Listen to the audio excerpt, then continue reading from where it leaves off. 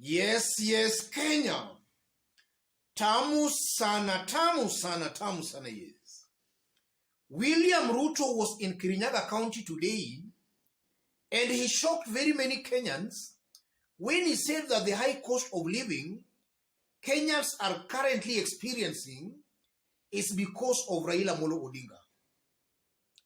So in this video, I want to explain 5 political reasons why William Ruto is blaming Raila Odinga for the high cost of living.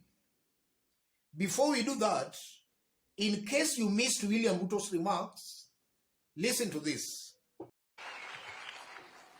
So our competitors must know that we have a different approach. Them, they are subsidizing consumption as we are going to invest in production. It is a world of a difference. And we are going to teach them agricultural economics. Ndio wataelewa. Wao ndio wametusukuma kwa miaka 4 mpaka unga ikatoka shilingi 100 mpaka ikafika 230. And it's a process of 4 years. Kwa sababu walikwamisha kwanza mambo ya mbolea. Kama unapatia mkulima mbolea kwa 7,000, unataka azalishe chakula kwa shilingi ngapi? Si lazima gharama ya unga itapanda. So yes, that's William Ruto earlier today in Kirinyaga County. And it's very clear he is blaming Raila Odinga for the high cost of living Kenyans are currently experiencing. 5 reasons why William Ruto is blaming Raila Odinga. The first reason, William Ruto is exploiting the ethnic and political rivalries between some Kenyan communities.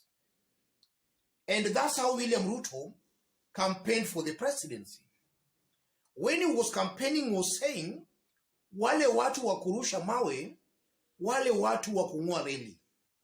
Now that he's the president, he's still nostalgic of his style of campaigns. He's still nostalgic of the way he was campaigning. So he's just trying to exploit these ethnic and political rivalries. Because the moment he starts blaming the other side, then some naive Kenyan communities might actually believe what he's saying. And Ruto knows that those ethnic and political rivalries do exist. That's exactly what he's doing here.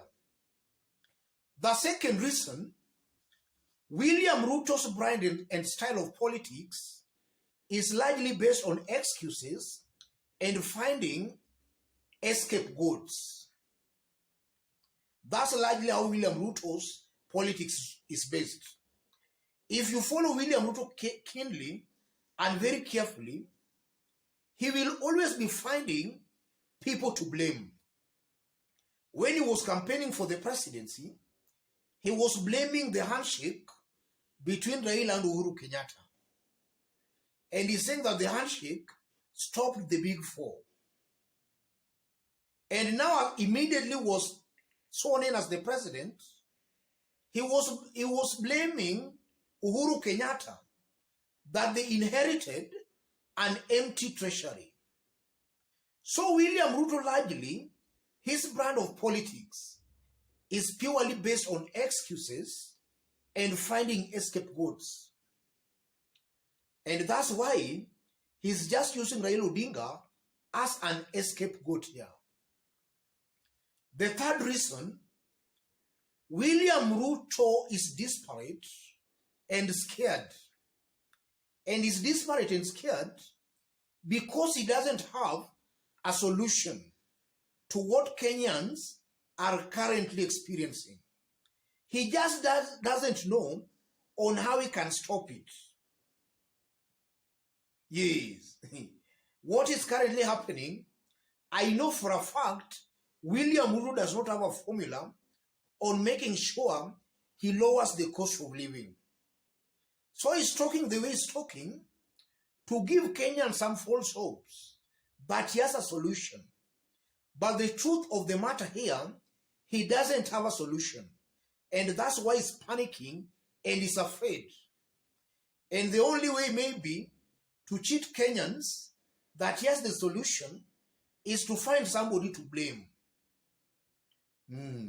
By blaming Raila Odinga, he is creating a perception that he knows where the problem is and he knows how to handle it. But the truth of the matter, William Ruto does not know on how to handle the current economic situation Kenyans are facing. So he's just blaming Raila Odinga because he doesn't, himself, Ruto, does not have a solution.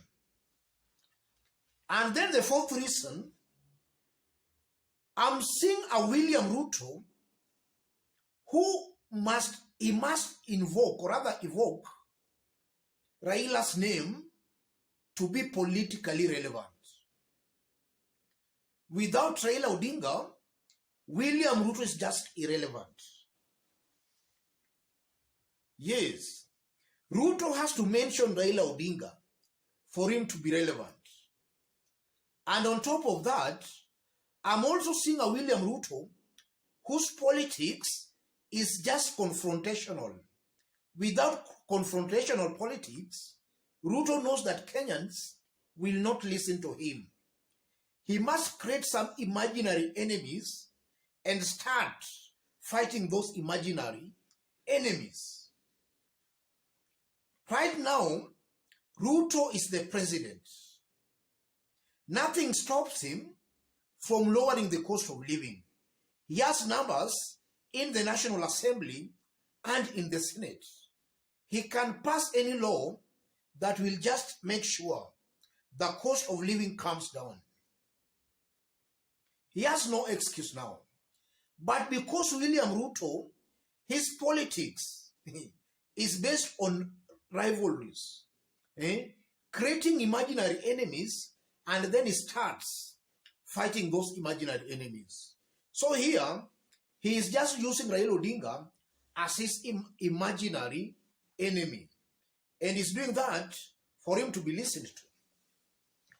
And then finally, I'm seeing William Ruto, who has studied the psychology of Kenyans very well. He knows how Kenyans reason. He has studied Kenyans very well. And he knows quite a good majority. Most of those who normally believes him are politically naive and political amateurs, greenhorns. They don't understand how a country is normally run. That's the bedrock of William Ruto's support base. He knows they are ignorant and politically naive. So Ruto is also taking advantage of that political naivety to cheat those people, the so-called hustlers. He knows they don't understand anything here. And I'm very sure some are believing him when he's saying that the high cost of living is because of Raila Odinga. Raila has never been in government since 2013. In fact, as from 2013 up to now, when I'm talking, Ruto has been in government. He was part of Ruto's government. In his first term, he could not do anything that is now describing that we are investing in production, agricultural production. He couldn't do that. In fact, when they attempted to do that, we saw Gulana Kulalu scandal. And even this thing is talking about agricultural production. These to me are just hot air. Things that should be there, then they will just result in maybe scandals, in corruption. So Ruto is taking advantage of that section of Kenyans who are politically naive. I believe those are the 5 main reasons why William Ruto is blaming Raila Odinga for the high cost of living. I know there might be so many reasons, but I believe those are the main reasons why Ruto is blaming Raila Odinga. Let me stop it there. If you are watching us for the very first time, subscribe, give this video a like. If you want to have a chat discussion with me, or even to support this channel, I've pinned my number on the comment section. Contact me through the number, or feel free to channel any support or contribution to the number.